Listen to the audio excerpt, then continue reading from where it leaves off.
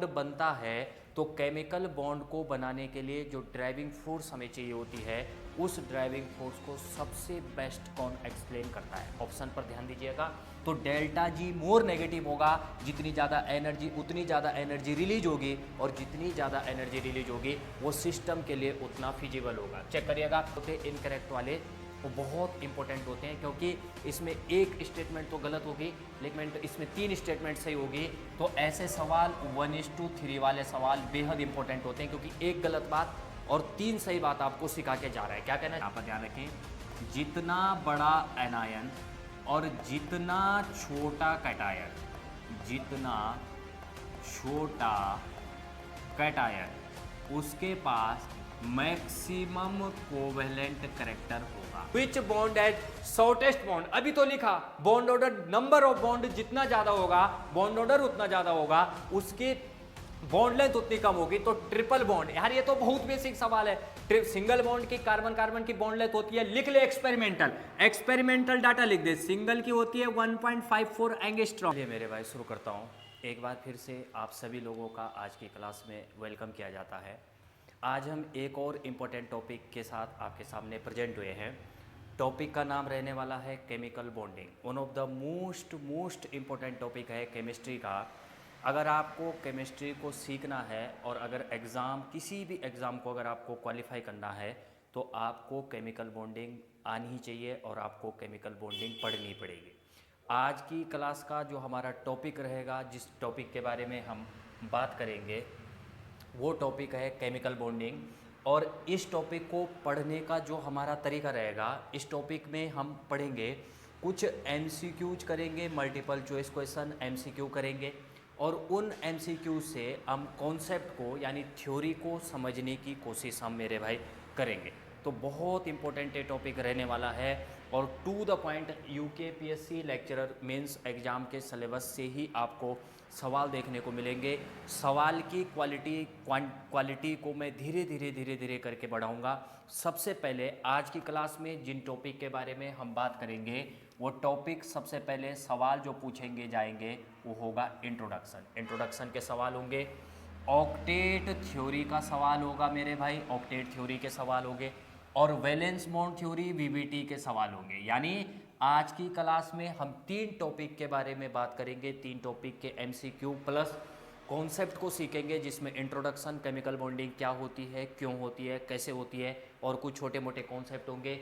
Octet theory बेहद important है, octet theory का सवाल आपसे पूछा जा सकता है क्योंकि पहली थ्योरी है, और वैलेंस बॉन्ड थ्योरी VBT जो केमिकल बॉन्डिंग में पढ़ी जाती है। तो चलिए मेरे भाई, सरस्वती माता का नाम लेते हुए चलिए आज की क्लास को शुरू करता हूँ, एक एक करके सारे सवालों को शुरू करता हूँ। चलिए मेरे भाई, है ना, शुरू करते हैं। ज़रा ध्यान दीजिएगा, एक एक करके ज़रा समझते हैं कि किस तरीके से हम बात करेंगे, किस तरीके से हम पढ़ेंगे, ज़रा ध्यान से समझिएगा। सवाल शुरू करता हूँ। मैंने आपको बताया हमारा जो पढ़ाने का तरीका रहेगा वो रहेगा MCQ करेंगे, और उन MCQ से कुछ कॉन्सेप्ट निकलेंगे, उन कॉन्सेप्ट के बारे में हम एक एक करके चर्चा करेंगे। चलिए शुरू करता हूँ। सबसे पहला सवाल, क्वेश्चन नंबर फर्स्ट, ध्यान दीजिएगा, बहुत इंपॉर्टेंट ये लेक्चर रहने वाला है, मज़ा आने वाला है। देखिएगा क्या कहना चाहता है पहला सवाल। पहला सवाल कहना चाहता है the driving force for bond formation.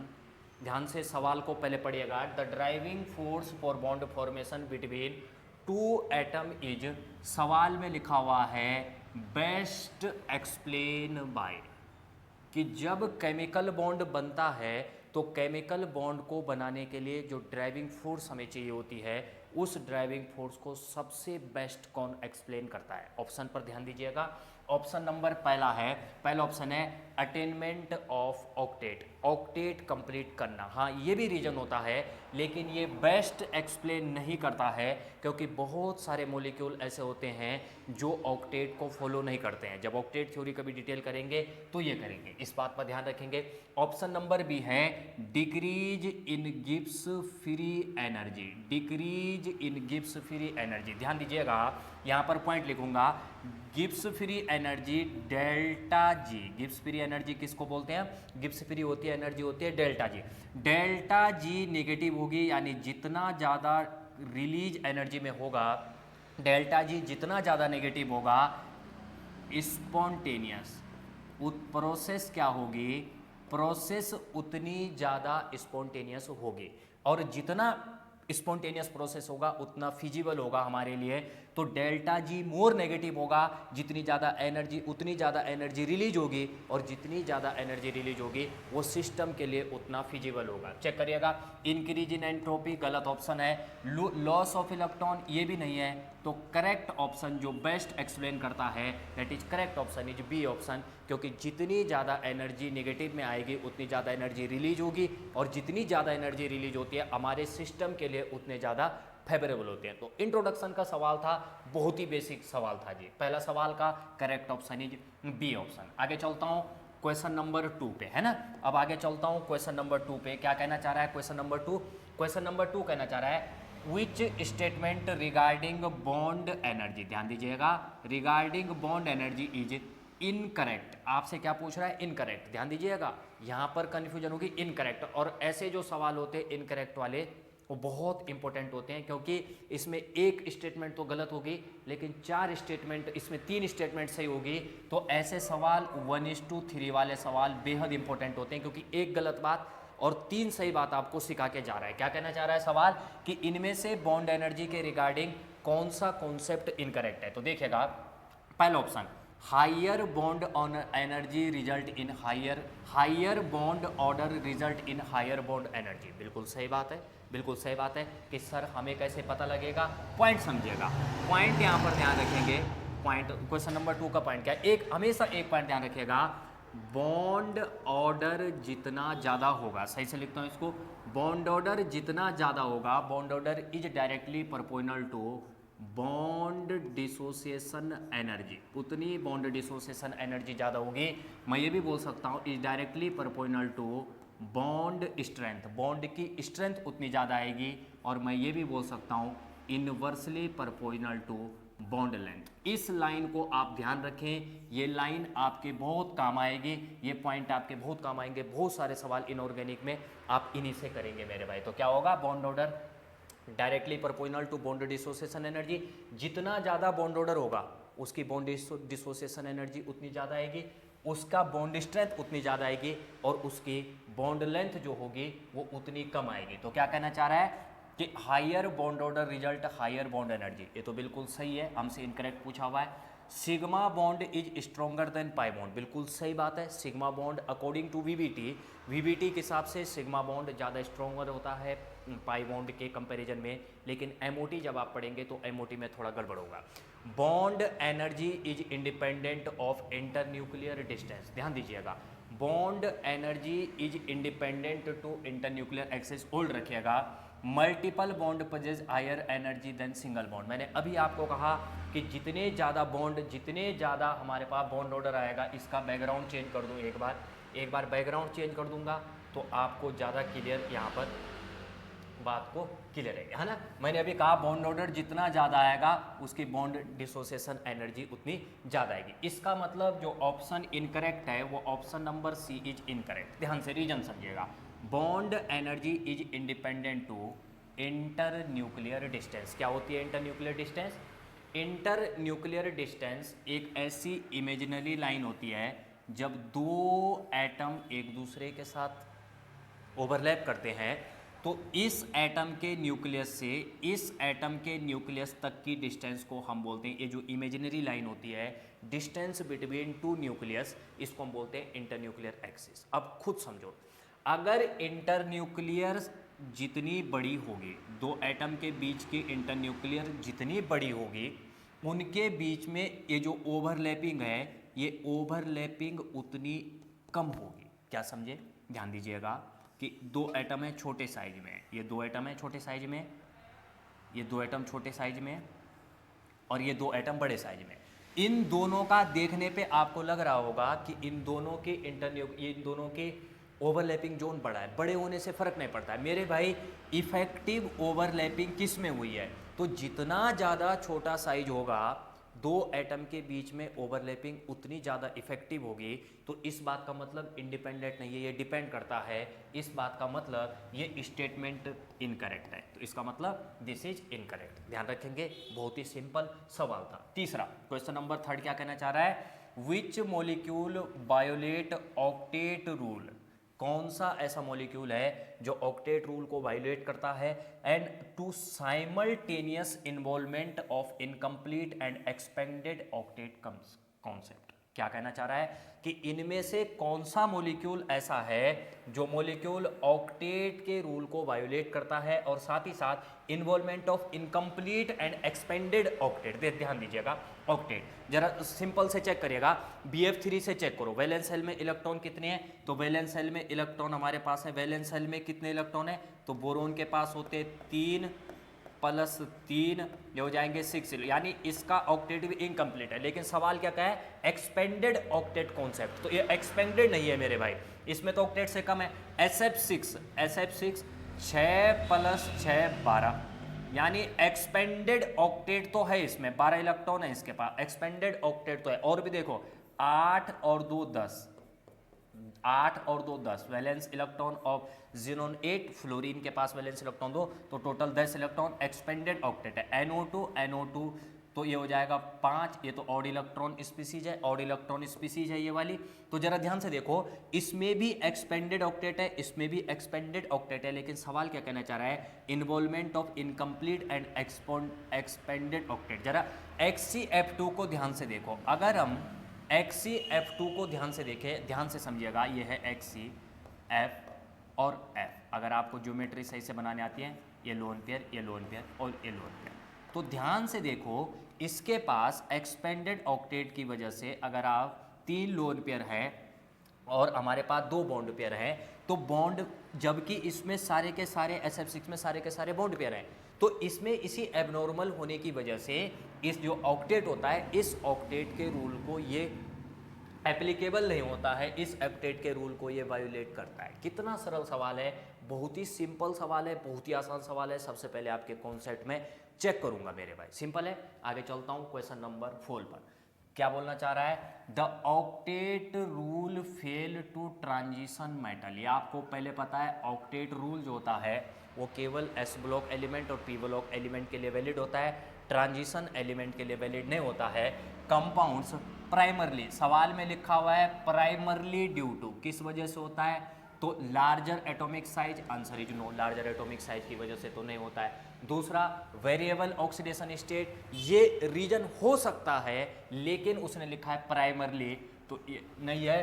Presence of, ध्यान दीजिएगा, presence of partially field D orbital, yes, answer is yes, यानी करेक्ट ऑप्शन नंबर सी है कि पार्शियली फिल्ड डी ऑर्बिटल की वजह से जो ट्रांजिशन एलिमेंट होते हैं, आप कोई भी ट्रांजिशन एलिमेंट उठा के देखिएगा, उनकी ऑर्बिटल पार्शियली फिल्ड होती है, वो उनके पास डी ऑर्बिटल खाली होती हैं, लो इलेक्ट्रोनेगेटिविटी, ये तो कोई रीजन नहीं है। तो करेक्ट क्या होगा, करेक्ट हमारे पास प्राइमरली पूछा हुआ है, तो करेक्ट होगा ऑप्शन नंबर सी मेरे भाई। बिल्कुल सिंपल सवाल था, बिल्कुल आसान सवाल था, बिल्कुल एकदम सिंपल सवाल था, मेरे हिसाब से कोई दिक्कत सवाल में होनी नहीं चाहिए। Move to next question number 5।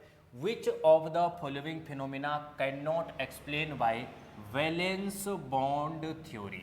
इनमें से कौन सा फिनोमिना वीवीटी एक्सप्लेन नहीं कर सकती है। अब देखो ध्यान से, वीवीटी आपको धीरे धीरे पता होना चाहिए, थ्योरी के बारे में पूरा पता हो चाहिए। वीवीटी सबसे पहला है डायरेक्शन नेचर ऑफ बॉन्ड, बिल्कुल गलत बात, ये तो वीवीटी एक्सप्लेन करती है कि sigma bond and pi bond are directional nature के। तो ये कौन एक्सप्लेन करता है, एक पर्टिकुलर डायरेक्शन से सिग्मा बॉन्ड और पाई बॉन्ड बनते हैं, तो वो तो डायरेक्शनल होते हैं, वीवीटी एक्सप्लेन करती है।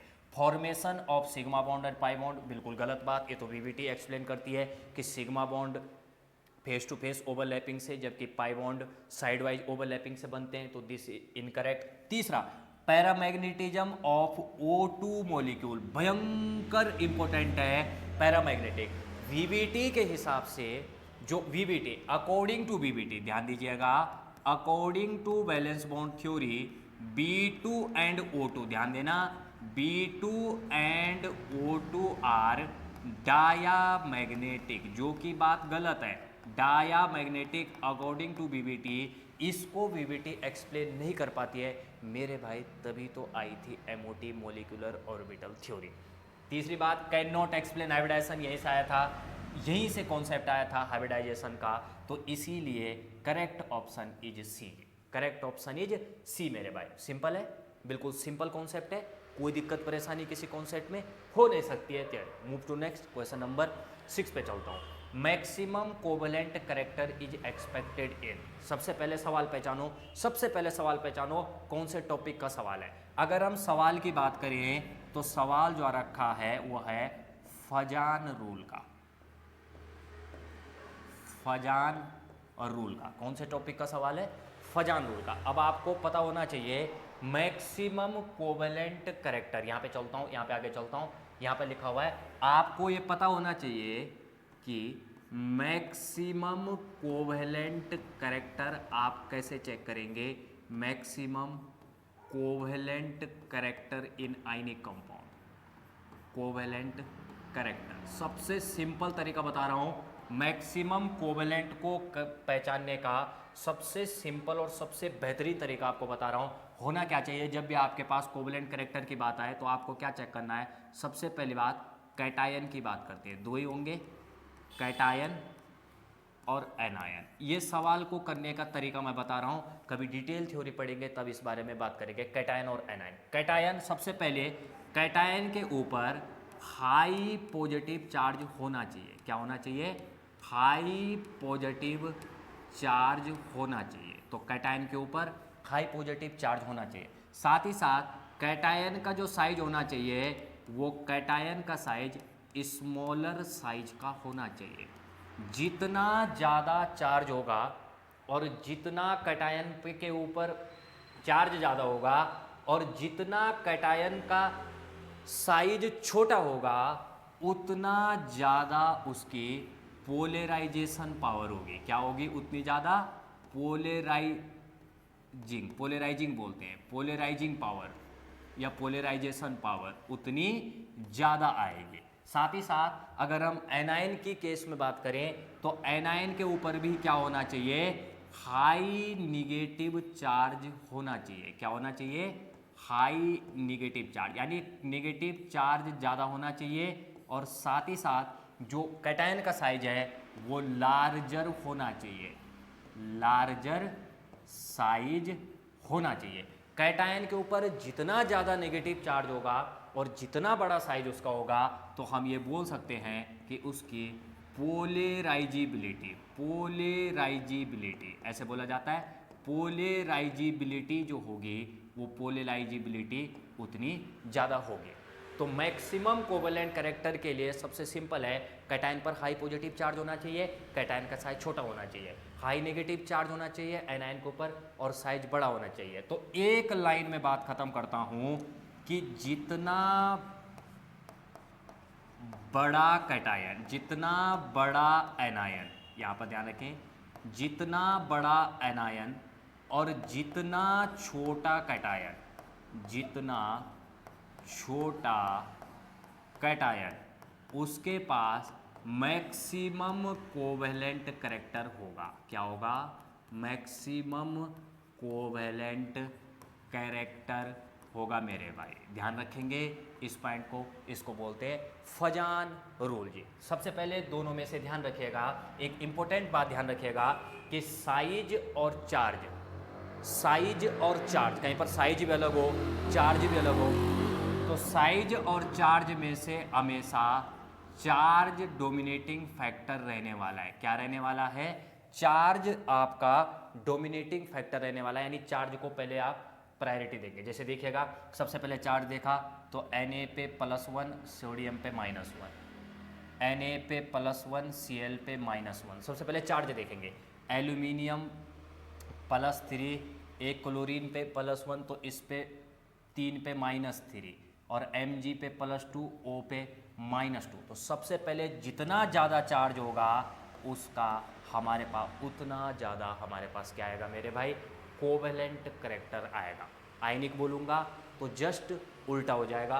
कितना सिंपल और कितना बेहतरीन ये कॉन्सेप्ट था मेरे भाई, कितना सिंपल और कितना बेहतरीन ये कॉन्सेप्ट था। तो correct option is C option. कितने प्यारे सवाल है, बेहतरीन सवाल है, ध्यान रखेंगे। अब चलूँगा नेक्स्ट पे, क्वेश्चन नंबर 6 है जी। अब वही जो भी मैंने बोला, according to Fazan rule, Fazan rule अभी मैंने एक्सप्लेन करा, फजान रूल के हिसाब से कोवेलेंट करेक्टर, ध्यान से समझिएगा, covalent character in ionic compound increase with, covalent character कैसे इंक्रीज होगा, तो मैंने अभी बताया कैटायन का साइज छोटा होना चाहिए, एनायन का साइज बड़ा होना चाहिए। कैटायन पर ज़्यादा से ज़्यादा पॉजिटिव चार्ज होना चाहिए और एनायन पर ज़्यादा से ज़्यादा नेगेटिव चार्ज होना चाहिए। ध्यान से, decrease in polarising power of cation, अभी तो बोला इंक्रीज होना चाहिए, गलत। Increase in size of anion, increase in the size of anion, anion का साइज बड़ा होना चाहिए, करेक्ट, ये सही है। Decrease in charge of cation, गलत। Increase in size of cation, गलत। तो correct option is B, cation increase in size of anion, anion का साइज बड़ा से बड़ा होना चाहिए ताकि उसकी पोलराइजिबिलिटी जो है वो बढ़ जाए। तो बिल्कुल आसान सवाल है मेरे भाई। Question number 8, which hybridisation result in linear geometry, ध्यान दीजिएगा, which hybridisation result in linear geometry. अब लीनियर ज्योमेट्री के बारे में आपको हाइब्रिडाइजेशन का कॉन्सेप्ट पता होना चाहिए।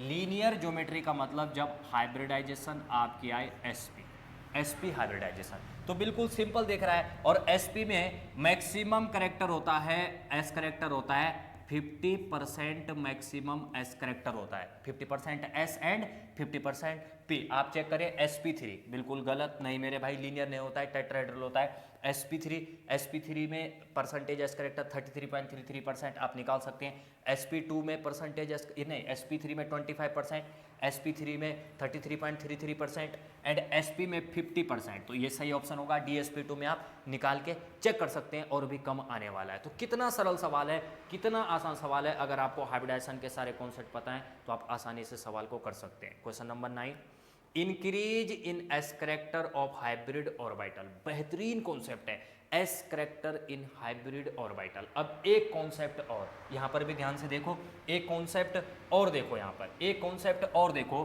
आपको जो जो लाइंस बता दूं वो लाइंस पत्थर की लकीर है, एक लाइंस आप समझो, एक लाइन आप समझो, इस लाइन से आप समझ जाओगे थीटा। थीटा क्या है? Theta is the bond angle, theta is directly proportional to percentage S character, यानी जितना ज़्यादा थीटा होगा या जितना ज़्यादा एस करेक्टर होगा आपस में डायरेक्टली प्रोपोर्शनल होंगे। Theta is directly proportional to percentage S character is directly proportional to electronegativity of the atom, वो एटम उतना ज़्यादा इलेक्ट्रोनेगेटिव होगा, and inversely proportional to bond length, यानी जितना ज़्यादा परसेंटेज एस करेक्टर होगा बॉन्ड लेंथ उतनी कम आएगी, क्योंकि परसेंटेज एस करेक्टर का मतलब एस करेक्टर बढ़ेगा तो ऑर्बिटल थिक होंगी, ऑर्बिटल गोल होंगी। तो सवाल क्या कहना चाह रहा है, सवाल पढ़िएगा, इंक्रीज इन एस करेक्टर, अगर एस करेक्टर बढ़ेगा तो हाइब्रिड ऑर्बिटल पर क्या फर्क पड़ेगा, increase in bond length, increase in bond length, theta is directly proportional to percentage S character is inversely proportional to bond length, bond length increase नहीं होगी, decrease होगी, गलत बात। डिक्रीज इन बॉन्ड एनर्जी, बिल्कुल सही बात मेरे भाई, क्योंकि एस करेक्टर ज़्यादा तो न्यूक्लियस के पास पास आएंगे, और पास पास आएंगे मतलब न्यूक्लियस के उतने ज़्यादा पास पास होंगे तो स्ट्रॉन्ग अट्रैक्शन होगा। Increase in bond length, increase in bond length, गलत बात, बॉन्ड लेंथ इंक्रीज नहीं होगी, एंड डिक्रीज इन स्ट्रेंथ नहीं, गलत बात, and decrease in bond length क्या होगा कि डिक्रीज इन बॉन्ड लेंथ, क्या उसने S character is inversely proportional to bond, और ये भी decrease in bond energy, decrease नहीं मेरे भाई, इंक्रीज होती है, जितना ज़्यादा एस करेक्टर होगा बॉन्ड स्ट्रेंथ उतनी ज़्यादा आएगी। तो correct option is D option. कितना प्यारा सवाल था, कितना बेहतरीन सवाल था, बहुत ही आसान सवाल है मेरे भाई, बहुत ही सिंपल सवाल है। आगे चलूँ, आगे चल सकता हूँ। Which of the following molecule correctly match with hybridization, hybridization के साथ आपको बताना है। BF3 हाइब्रिडाइजेशन निकालनी आती है। हाइब्रिडाइजेशन अगर आपको निकालनी है, सबसे पहले आप निकालें hybrid orbital half of valence electron of central atom plus monovalent atom and plus minus charge, ये फॉर्मूला होता है। आप इससे कोई भी ऑर्बिटल का हाइब्रिडाइजेशन, आप हाइब्रिड ऑर्बिटल आप निकाल सकते हैं। आप निकालिए BF3 के हाइब्रिडाइजेशन, बी बोरोन के पास वैलेंस शेल में इलेक्ट्रॉन 3, मोनोवैलेंट एटम 3, तो 3 कोई चार्ज है नहीं है तो 0, 3 + 3 6, 6/2 3 3 का मतलब sp2, तो ये गलत हो गया। CO2 4, तो अब ये हो जाएगा CO2 के पास 4/2, मोनोवैलेंट एटम, ऑक्सीजन डाइवैलेंट है, तो ये sp करेक्ट है मेरे भाई। NH3 के हाइब्रिडाइजेशन गलत है, sp3 होती है, आप निकाल के चेक करें। बैलेंस इलेक्ट्रॉन 5, मोनोवैलेंट एटम 3, कोई चार्ज नहीं है दूर, 5 + 3/2 ये हो जाएगा 4, 4 का मतलब sp3। H2O का H2O भी गलत है, ऑक्सीजन के balance electron 6, number of monovalent atom 2, 6 + 2 8 और 8/2 हमारे पास ये हो जाएगी। कोई दिक्कत, बिल्कुल सिंपल है मेरे भाई। तो करेक्ट ऑप्शन इज CO2 जिसकी हाइब्रिडाइजेशन होती है sp। आपको हाइब्रिडाइजेशन तो निकालनी आनी चाहिए, बहुत ही सिंपल है ये। नेक्स्ट चलता हूँ, question number 11, which of the following species है हाईएस्ट बॉन्ड ऑर्डर। भयंकर इंपॉर्टेंट है, ऐसे सवाल आपको बहुत देखने को मिलेंगे। विच ऑफ द फॉलोइंग मॉलिक्यूल है हाईएस्ट बॉन्ड ऑर्डर, इनमें से किसका हाईएस्ट बॉन्ड ऑर्डर होगा। तो जरा चेक करेगा, बॉन्ड ऑर्डर निकालने का आपको बेहतरीन तरीका बताता हूँ, ऐसा कोई आपको तरीका नहीं बता सकता। बॉन्ड ऑर्डर का एक सिंपल फॉर्मूला बताता हूँ, किसी को बताएगा मत, किसी को पता भी नहीं होगा। बॉन्ड ऑर्डर अगर कभी डायरेक्ट बॉन्ड ऑर्डर का सवाल आए तो आएगा 3 - 0.5 × n। आप डायरेक्ट बॉन्ड, हालांकि MOT से डायग्राम से निकलते हैं, लेकिन आप इससे किसी भी मॉलिक्यूल का बॉन्ड ऑर्डर निकाल सकते हैं। कैसे निकालोगे, 3 - 0.5 × n। n क्या है, n है यहाँ पर 14 में से कितने कम कितने ज़्यादा, 14 में से कितने कम कितने ज़्यादा, उसके पास कितने कम या ज़्यादा इलेक्ट्रॉन है, कम या ज़्यादा इलेक्ट्रॉन है वो लिखने हैं यहाँ पे, है ना। जैसे O2, जैसे आपको O2 का बॉन्ड ऑर्डर निकालना है तो O2 का बॉन्ड ऑर्डर क्या जाएगा, 3 - 0.5 × n की जगह पर क्या रखोगे, ऑक्सीजन के पास 8 तो 2 के पास 16, तो 16 में से कितने कम है कितने ज़्यादा, 2 ज़्यादा है तो रखोगे 2 ज़्यादा, 2 ज़्यादा। बॉन्ड ऑर्डर नेगेटिव नहीं आ सकता तो आ जाएगा 3 - 1.0, बॉन्ड ऑर्डर आ जाएगा 2, यानी O2 का बॉन्ड ऑर्डर आ जाएगा 2, O2 का बॉन्ड ऑर्डर आ जाएगा 2। O2 माइनस का यहीं पे निकाल सकते हैं, O2 माइनस। अब O2 माइनस कैसे निकालोगे, ध्यान से चेक करो, O2 माइनस यहीं पे निकाल सकता हूँ, बस कुछ नहीं चेंज हो रहा है ये फॉर्मूले में। 3 - 0.5 × n की जगह क्या आ जाएगा, 8 दूनी 16 और 1 17, यानी अब की बार आ जाएगा 3, तो आ जाएगा बॉन्ड ऑर्डर आ जाएगा 1.5। तो बॉन्ड ऑर्डर, इसका बॉन्ड ऑर्डर कितना आ जाएगा 1.5। O2 प्लस, O2 प्लस का मतलब O2 प्लस का आप यहीं पे निकाल सकते हैं, तो कितने इलेक्ट्रॉन हो जाएंगे, 8 दूनी 16, 1 दे दिया 15, यानी 1 आ जाएगा, तो आ जाएगा 0.5, 0.5 बॉन्ड ऑर्डर आ जाएगा 2.5, इसका बॉन्ड ऑर्डर आ जाएगा 2.5, इसका बॉन्ड ऑर्डर कितना आ जाएगा 2.5। और चेक करो O2 माइनस, O2 माइनस का कैसे निकालोगे, एक बार फिर से लिखता हूँ, सही से लिखता हूँ, O2 माइनस का यहीं पे लिखता हूँ, O2 माइनस का बॉन्ड ऑर्डर है ना, 3 - 0.5 × n की जगह पर क्या रखोगे, 8 दूनी 16, 16 और 2 18, 14 से कितने ज़्यादा है, 4 ज़्यादा है, तो कितना हो जाएगा 2.0, बॉन्ड ऑर्डर आ जाएगा 1, तो इसका बॉन्ड ऑर्डर आ जाएगा 1। उसने पूछा हुआ है highest bond order, highest bond order है O2 प्लस का 2.5, इसका मतलब correct option is O2 plus. बिल्कुल सिंपल, बिल्कुल आसान सवाल, बेहतरीन सवाल था, मस्त सवाल था मेरे भाई, मज़ेदार सवाल था। क्वेश्चन नंबर 12 पे चलता हूँ। क्वेश्चन नंबर 12 बोलना चाह रहा है, एसर्सन रीजन का सवाल है। एसर्सन बोलना चाह रहा है bond angle of NH3 is smaller than CH4। आपको पता होना चाहिए NH3 अमोनिया, ये होता है ammonia, square pyramidal, 3 bond pair plus 1 lone pair. Bond angle की अगर मैं बात करूं तो होता है 107.5 डिग्री। एंड CH4 होता है perfect tetrahedral, perfect tetrahedral. Bond angle कितना होता है, बॉन्ड एंगल होता है दैट इज 109.5 डिग्री, यानी CH4 का ज़्यादा होता है और NH3 का कम होता है, यानी bond angle of NH3 is smaller than that of CH4। ये तो बिल्कुल सही, यानी एसर्सन तो करेक्ट है, एसर्सन तो करेक्ट है। रीजन क्या बोलना चाह रहा है, lone pair bond pair repulsion is greater then bond pair repulsion. बिल्कुल सही बात है, अगर कहीं पर लोन पेयर रिपल्सन है तो वो ज़्यादा होता है as compare to bond pair repulsion, यानी एसर्सन भी सही है। Both assertion and reason are correct, both assertion are reason are correct and lone pair bond pair repulsion is greater than. And ये करेक्ट एक्सप्लेन कर रहा है क्योंकि bond pair और लोन पेयर में रिपल्सन ज़्यादा होता है as compare to bond pair. तो एसर्सन भी करेक्ट है एंड रीजन भी करेक्ट है, और both assertion reason are correct and reason are the true explanation. बिल्कुल सही बात है, बिल्कुल अच्छे तरीके से ये एक्सप्लेन कर रहा है ट्रू एक्सप्लेन कर रहा है। तो कितने सिंपल और कितने बेहतरीन ये सवाल है, लाजवाब सवाल है, आसान सवाल। नेक्स्ट सवाल पे अब चलता हूँ। नेक्स्ट सवाल पे बहुत ही आसान सवाल है। Which molecule has zero dipole moment. बहुत प्यारा सवाल है। Zero dipole moment despite having polar bond, कि उसके पास पोलर बॉन्ड तो है, यानी बॉन्ड मूवमेंट तो है, लेकिन नेट डाइपोल मूवमेंट जीरो है। और जब भी हम डाइपोल मूवमेंट की बात करते हैं तो डाइपोल मूवमेंट बनाने टाइम आपको आनी चाहिए शेप पता। जैसे बात करूं अमोनिया, अमोनिया अभी मैंने बना के दिखाया। अमोनिया होता है दिस वन, अमोनिया है ना, NH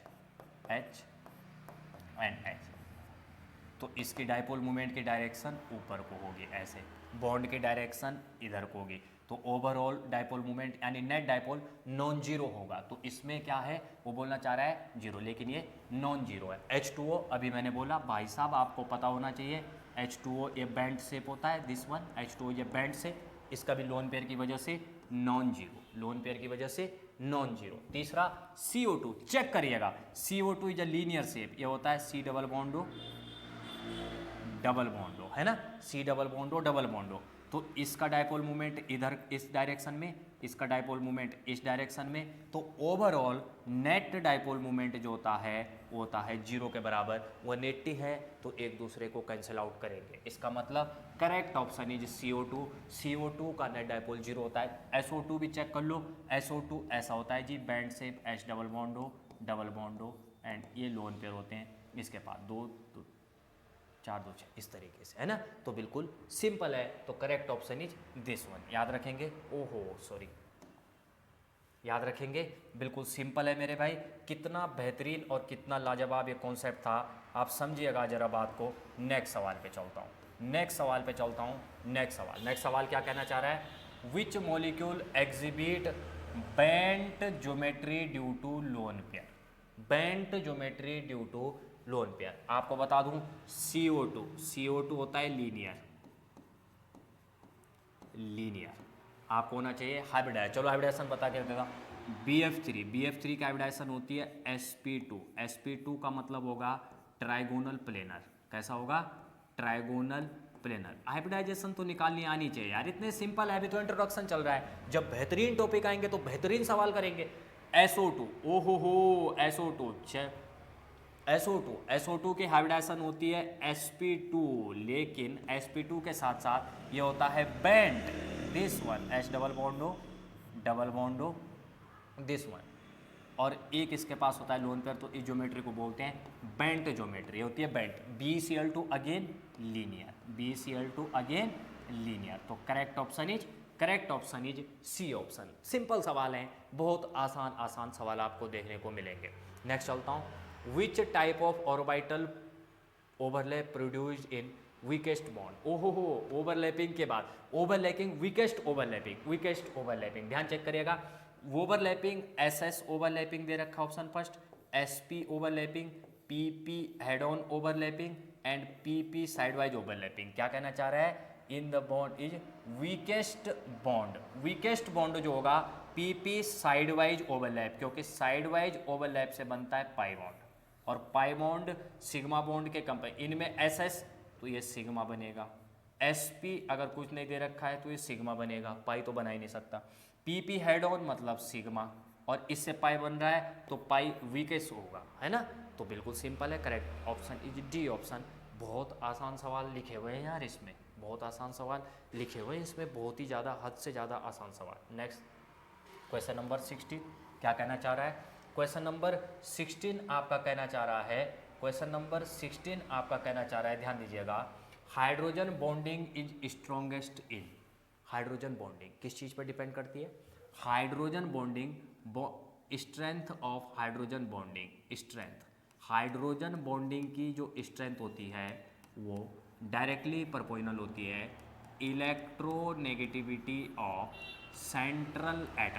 सेंट्रल एटम की इलेक्ट्रोनेगेटिविटी पर डिपेंड करती है। इलेक्ट्रोनेगेटिविटी ऑफ सेंट्रल एटम जितना ज़्यादा हमारे पास क्या होगा, इलेक्ट्रोनेगेटिव होगा, उतना ज़्यादा। एक है यानी H2S कम इलेक्ट्रोनेगेटिव है, अमोनिया कम इलेक्ट्रोनेगेटिव। यहाँ पर बहुत भयंकर इंपॉर्टेंट है कि HF और H2O में कौन ज़्यादा हाइड्रोजन बॉन्डिंग स्ट्रॉन्ग है, तो ध्यान रहे कि इलेक्ट्रोनेगेटिव फ्लोरीन ज़्यादा है। इंपॉर्टेंट सवाल है, ऐसे सवाल इनऑर्गेनिक में पूछे जाएंगे। इलेक्ट्रोनेगेटिव भले फ्लोरीन ज़्यादा है, लेकिन हाइड्रोजन बॉन्डिंग जो स्ट्रॉन्ग होती है वो H2O में ज़्यादा होती है। क्यों? क्योंकि हाइड्रोजन बॉन्डिंग जो वाटर में होती है वो वेपर फेज में भी एग्जिस्ट करती है, जबकि HF में केवल लिक्विड फेज में एग्जिस्ट करती है। तो H2O का बॉन्ड ऑर्डर आप ध्यान रखें, H2O की हाइड्रोजन बॉन्डिंग हमेशा HF से ज़्यादा होगी। ये लाजवाब कॉन्सेप्ट है, ये बेहतरीन कॉन्सेप्ट है मेरे भाई, इसमें बहुत ज़्यादा मज़ा आएगा। क्लियर बात है? क्लियर बात है, सिंपल बात है। अब चलता हूँ question number 17। Which factor does not, फिर से लिखा हुआ है, does not significantly influence hydrogen bonding. कौन सा हाइड्रोजन बॉन्डिंग को अफेक्ट नहीं करेगा? इलेक्ट्रोनेगेटिविटी अभी बताया, करेगा। एटॉमिक साइज, भाई ऑब्वियस बात है करेगा। टेम्परेचर नहीं, टेम्परेचर नहीं करता है, मतलब कहने का कि फॉर्मेशन में टेम्परेचर का कोई रोल नहीं है। तो temperature, availability of lone pair वो तो होने चाहिए। तो correct option is option number this. याद रखेंगे, बिल्कुल सिंपल है, कोई दिक्कत परेशानी मेरे भाई होनी नहीं चाहिए। तो करेक्ट ऑप्शन इसी। कितने आसान सवाल है यार, टिप्स से होने चाहिए। नेक्स्ट चलता हूँ question number 18। Which statement regarding sigma bond is correct. Sigma bond के रिगार्डिंग कौन सी करेक्टमेंट है? It is form by side wise overlap. गलत, फेस टू फेस ओवरलैपिंग से बनता है sigma bond. Electron density lie above and below the internuclear ऐसे, अरे नहीं, जो सिग्मा बॉन्ड के केस में जो इलेक्ट्रॉन डेंसिटी होती है वो इंटरन्यूक्लियर एक्सिस पे ही लाई करती है, इंटरन्यूक्लियर एक्सिस पे लाई करती है। पाई बॉन्ड के केस में अबव एंड बिलो होती है, पाई बॉन्ड के केस में अबव और बिलो होती है। That is this one correct. It is stronger than pi bond, हाँ सही है, स्ट्रॉन्गर है। It is stronger then sigma bond, sigma bond it is stronger than pi bond, हाँ बिल्कुल सही बात है। It exist only in multiple bond, नहीं जी, सिंगल बॉन्ड में भी एग्जिस्ट करता है, ये ऑप्शन गलत है। तो correct option is C option. यार इतने ज़्यादा आसान सवाल है, अगर आपको थ्योरी पता होगी इनकी तो बिल्कुल सिंपल आसानी से आप इन सवालों को मेरे भाई कर पाएंगे। उम्मीद करता हूँ आप चीज़ों को समझ रहे होंगे आसानी से। क्वेश्चन नंबर 19, आगे चलो। 19, विच molecule exhibit resonance leading equal bonds. Resonance, organic का कॉन्सेप्ट आ गया, रेजोनेंस। H2O में कहाँ रेजोनेंस होगा? ही नहीं, डबल बॉन्ड नहीं हो सकता। CO2 में रेजोनेंस नहीं हो सकता। O3, इसको याद रखें, ओजोन, ओजोन में रेजोनेंस होगा, इसको याद रखें, अमोनिया में नहीं होगा। तो ओजोन में रेजोनेंस आपको देखने को मिलेगा, ओजोन में आपको रेजोनेंस देखने को मिलेगा। O डबल बॉन्ड O, और इस पे नेगेटिव और इस पे पॉजिटिव, है ना। तो आप रेजोनेटिंग स्ट्रक्चर भी बना सकते हैं, ये इधर और ये इधर। तो बिल्कुल सिंपल है, रेजोनेटिंग स्ट्रक्चर बनाए तो ये रेजोनेटिंग स्ट्रक्चर बनेंगे। तो correct option is C option. Simple है मेरे भाई, सिंपल है। नेक्स्ट चलता हूँ question number 20।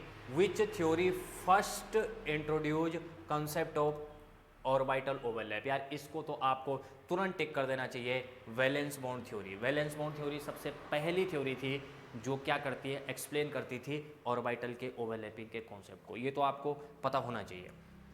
Which molecule has maximum bond order, फिर से आ गया अमोनिया, इनको आप याद रखें, इन मोलिक्यूल को आप ध्यान रखें। अमोनिया का बॉन्ड ऑर्डर होता है 107.5 डिग्री, इनको ध्यान रखें। वाटर का बॉन्ड ऑर्डर होता है 104.5 डिग्री। BeCl2 का होता है 180 डिग्री। BF3 का होता है 120। तो मैक्सिमम होता है BeCl2 का, लीनियर ज्योमेट्री है BeCl2 की, तो 120 डिग्री बॉन्ड एंगल होगा। 120 नहीं, 180 डिग्री बॉन्ड एंगल होगा। बिल्कुल सिंपल है, समझे बात आप यहाँ तक? कितना आसान कॉन्सेप्ट है, कितना बेहतरीन कॉन्सेप्ट है। नेक्स्ट चलो question number 22। Distortion in bond angle of H2O molecule is mainly due to. H2O है, मैं आपको बार बार बता चुका हूँ, वाटर मॉलिक्यूल H2O मॉलिक्यूल में बॉन्ड एंगल के डिस्टॉर्शन की वजह होती है lone pair repulsion, LP repulsion. तो correct option is B option, lone pair repulsion. बहुत सिंपल है यार, ये तो आसान है। Which species involve coordinate covalent bond. Oh सवाल आ गया कि इनमें से कौन सी स्पीसीज कोऑर्डिनेट कोवैलेंट बॉन्ड बनाती है। तो आपको चेक करके, NaCl में आयनिक बॉन्ड, CH4 में कोवैलेंट बॉन्ड, CO2 में कोवैलेंट बॉन्ड, NH4 प्लस में, मेरे भाई NH4 बना कैसे होगा, NH3 प्लस H प्लस, है ना। इसने अपना लोन पेयर दिया होगा और H प्लस, तो ये ऐसे बना होगा NH3 और ये बना H, ये वाला दिस वन है ना H प्लस, तो ऐसा बना ये, ऐसा बना ये।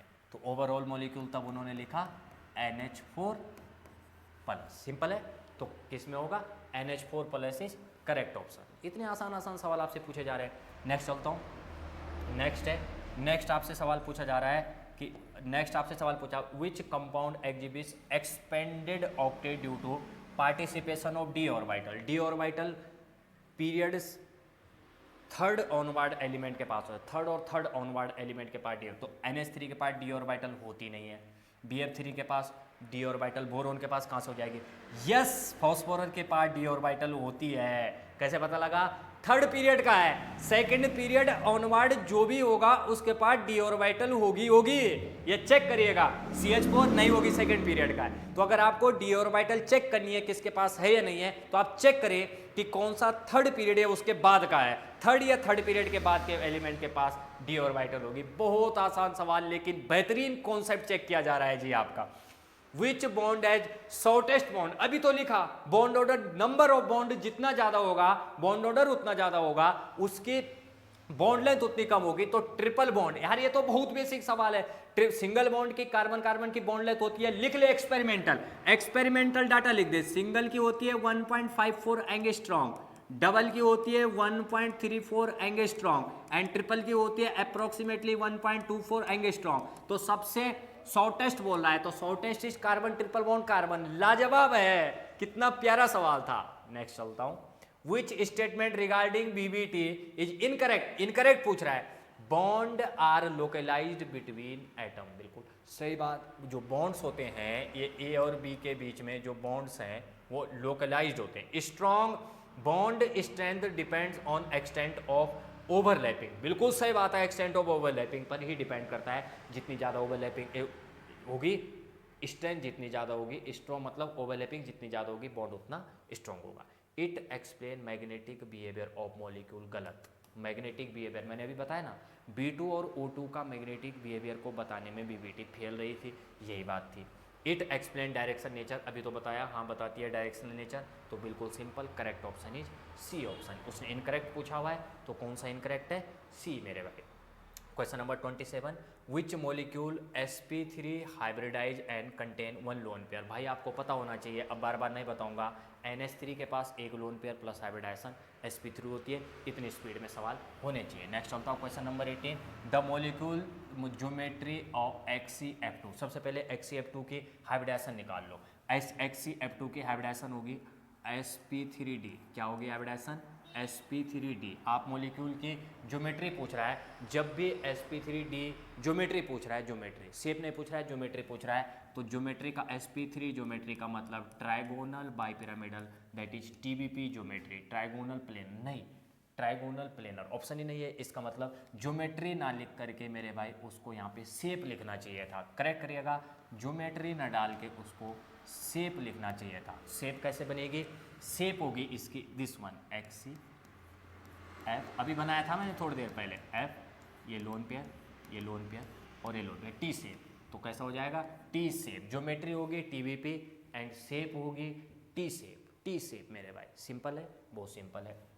नेक्स्ट चलता हूँ, which ionic compound possesses the highest lattice energy. कितना प्यारा सवाल है, highest lattice energy. Again I am repeating, lattice energy के लिए जब भी आयनिक कंपाउंड की बात हो, सबसे पहले चार्ज देखें, जितना ज़्यादा चार्ज किसी के ऊपर होगा उसकी, यानी क्या होगा, lattice energy is directly proportional to charge. चाहे पॉजिटिव चार्ज देखो चाहे नेगेटिव चार्ज देखो, क्योंकि आयनिक कंपाउंड में चार्ज डोमिनेटिंग होता है। तो इस पर +1, इस पर -1, इस पर +1, इस पर -1, इस पर +2, इस पर -2, इस पर +1, इस पर -1। तो सबसे ज़्यादा चार्ज जहाँ पर होगा उसकी लैटिस एनर्जी वहाँ पर ज़्यादा होगी। तो MgO की लैटिस एनर्जी मेरे भाई सबसे ज़्यादा होगी। सिंपल है, लाजवाब कॉन्सेप्ट है, समझ जाएंगे। नेक्स्ट चलता हूँ, question number 30, which molecule violate the octet rule due to presence of odd electron species. ओ भाई साहब, ऑड इलेक्ट्रॉन काउंट कर ले। अरे यार इलेक्ट्रॉन तो काउंट कर लो अब कम से कम, इसके पास 7 + 8 15 यही है, वो यही है, ले निकल गया ऑड इलेक्ट्रॉन। अरे इलेक्ट्रॉन चेक कर लो, इलेक्ट्रॉन चेक कर लो, चाहे वैलेंस इलेक्ट्रॉन चेक कर लो, वैलेंस इलेक्ट्रॉन चेक कर लो, चाहे टोटल इलेक्ट्रॉन चेक कर ले। 7 और 8 15, ये पहला ऑप्शन आ गया, और तो देखने भी नहीं पड़ रहे हैं। सिंपल है, सिंपल है। N2 नहीं होता है, CO भी नहीं होता है, HF भी नहीं होता है, ऑड इलेक्ट्रॉन NO होता है मेरे भाई, NO होता है। कितने प्यारे सवाल थे, सिंपल सवाल है। नेक्स्ट चलता हूँ। नेक्स्ट है bond polarity in a molecule primarily depends. Bond polarity किस पर डिपेंड करती है, कि कोई भी दो बॉन्ड पोलर होंगे, वो किस पर डिपेंड करेगा, तो वो डिपेंड करेगा ए और बी की इलेक्ट्रोनेगेटिविटी के बीच का डिफरेंस। जितना ज़्यादा इलेक्ट्रोनेगेटिविटी के बीच का डिफरेंस होगा उतना बॉन्ड पोलर होगा, तो इलेक्ट्रोनेगेटिविटी के डिफरेंस पर डिपेंड करता है। कितने सरल सरल सवाल ला रखा हूँ, आपके बेसिक कॉन्सेप्ट चेक कर रहा हूँ। जब नेक्स्ट लेक्चर मिलूंगा तो एमओटी के बाद के सवाल तब मजा आएगा, उसमें BSc-PR MOT. Which type of chemical bond is most directional in nature. भाई साहब ये पता ही होना चाहिए आपको, कोवेलेंट बॉन्ड से ज़्यादा डायरेक्शनल कोई होता ही नहीं है, तो most directional covalent bond. Which of the following molecule is diamagnetic. Diamagnetic, बहुत मस्त सवाल। डायामैग्नेटिक कैसे चेक करेंगे? डायामैग्नेटिक और पैरामैग्नेटिक चेक करने का सिंपल ट्रिक बता रहा हूं, ट्रिक बता रहा हूं मेरे भाई, ट्रिक। आपको क्या करना है, टोटल इलेक्ट्रॉन काउंट कर दो, टोटल इलेक्ट्रॉन को काउंट कर दो। अब टोटल इलेक्ट्रॉन काउंट किया तो ऑड आएगा जोड़ने के बाद, यह तो इवन आएगा। अगर ऑड आया तो ध्यान रखें पैरामैग्नेटिक, और इवन आया तो डायामैग्नेटिक। और किसको? B2 एंड O2 को छोड़ करके। B2 एंड O2 पे कौन सा है, तो O2 पे पास, हालांकि क्या वो बोलना चाह रहा है डायामैग्नेटिक। O2 के पास होते हैं 16 इलेक्ट्रॉन, लेकिन मैंने आपको बताया ये ट्रिक B2 और O2 पे काम नहीं करेगी, तो ये हो गया पैरामैग्नेटिक। NO के चेक करो, 7 और 8 15, ले मिल गया, ले मिल गया, मिल गया, ये वाला। N2 के पास होते हैं 14, तो डायामैग्नेटिक। और NO2 के पास होते हैं, NO2 के भी चेक कर लो, तो आपको क्या करना है, इलेक्ट्रॉन काउंट चेक कर लो, बहुत ही सिंपल है। तो NO क्या हो जाएगा, इज डायामैग्नेटिक। क्या पूछना चाह रहा है वो, O2 डायामैग्नेटिक है। विच of the following molecule is diamagnetic, तो डाया कौन होगा, अभी भी बता दो, अभी भी बता दो कौन होगा। O2 तो होगा पैरामैग्नेटिक, पैरामैग्नेटिक, ये होगा पैरामैग्नेटिक। N2 होगा diamagnetic, diamagnetic, sorry N2 14 is diamagnetic, तो correct option is N2 correct करिएगा, correct option is N2। Simple है, बहुत सिंपल है। नेक्स्ट चलता हूँ 34।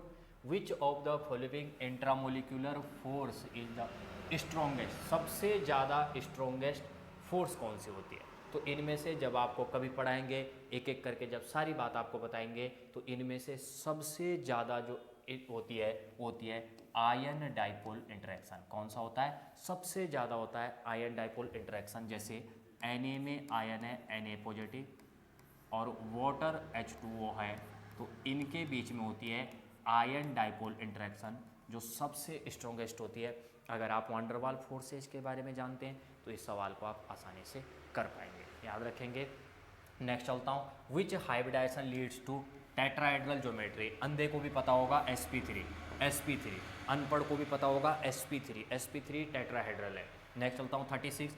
Which factor increase in the ionic character of bond. हमने कोवेलेंट पढ़ा, आयनिक पूछ रहा है। Decrease in electronegativity difference, increase in size of cation, increase in size of anion, decrease in lattice energy. Correct option is increase in size of cation. Cation का size अगर छोटा होगा तो कोवेलेंट करेक्टर ज़्यादा होगा, और कैटायन का size अगर बड़ा होगा तो आयनिक करेक्टर ज़्यादा होगा। बहुत प्यारे प्यारे सवाल आपको देखने को मिल रहे हैं, बहुत ही सिंपल और आसान सवाल आपको करवाए जा रहे हैं मेरे भाई। Which hydride has the highest boiling point, one of the most, मैं फिर बोल रहा हूँ ये सवाल एक्सेप्शन की तरह आपसे पूछा जाता है, लेकिन अगर मैं इसके एक्सपेरिमेंटल डेटा की बात करूं तो किस किस पर डिपेंड करता है बॉइलिंग पॉइंट, हाइड्रोजन बॉन्डिंग पे डिपेंड करता है, इंट्रामोलिकुलर फोर्स पे डिपेंड करता है, बहुत सारी चीज़ों पे डिपेंड करता है। इस ऑर्डर को आप याद कर दो, सबसे ज़्यादा bond order BIS3, SBS3, NS3 and ASS3। BiS3। इस ग्रुप नंबर 15 के हाइड्राइड को आप याद रखें। मैं तो इसको ऐसे याद रखता हूँ ट्रिक से, भाई साहब इसको मैं ऐसे याद रखता हूँ ट्रिक से, भाई साहब ने आज पी, ये सवाल आएगा ही आएगा, भाई साहब ने आज पी। अब क्या पी, पीने दे मेरे भाई, पीने दे। भाई साहब ने आज पी, भाई का मतलब BiS3, साहब का मतलब SbS3, ने का मतलब NH3, आज का मतलब ES3 और पी का मतलब PS3। तो क्या बोलना चाह रहा है, highest bond order BiS3। BiS3 option में नहीं है, इसका मतलब आएगा ये वाला। उसके बाद SbS3। बहुत तगड़ा सवाल है, बहुत प्यारा सवाल है। एक्सेप्शन जिसको आप बोलते हैं, कभी रीजन आपको प्रॉपर इसके बारे में चर्चा करेंगे। नेक्स्ट चलता हूँ, which statement regard bond energy is incorrect. Bond energy के बारे में कौन सा करेक्ट है, कौन सा करेक्ट है। ट्रिपल बॉन्ड है जो lower bond energy than single bond, गलत बात है मेरे भाई, ये तो गलत है। ट्रिपल बॉन्ड तो ज़्यादा स्ट्रॉन्गर होता है। Bond energy independent of bond order, अभी तो एक्सप्लेन करा था, नहीं मेरे भाई। Bond energy increase with bond order, बिल्कुल सही बात है, ये भी ये सही बात है, ये सही बात है। Bond energy decrease with increase in overlap, नहीं जी, करेक्ट ऑप्शन ही सी ऑप्शन मेरे भाई, बिल्कुल सिंपल है। नेक्स्ट चलता हूँ, which compound exhibit both ionic and covalent character. Ionic character और कोवेलेंट करेक्टर, तो ये है वो, H2 में कोवेलेंट होता है, CH4 कोवेलेंट होता है, O2 कोवेलेंट होता है, लेकिन NaCl में कोवेलेंट करेक्टर के साथ साथ आयनिक करेक्टर के साथ साथ कोवेलेंट करेक्टर भी प्रेजेंट होता है, बिल्कुल सिंपल है। Question number 40, which molecule is linear but polar. कौन सा मॉलिक्यूल लीनियर है बट हमारे पास पोलर है। CO2 लीनियर तो है बट नॉन पोलर है। BeCl2 लीनियर है बट नॉन पोलर है। HCN, yes, HC triple bond N, ये है मेरे भाई वो HC triple bond N due to electronegativity difference, वो ये है लीनियर है, ये वाला याद रखेंगे।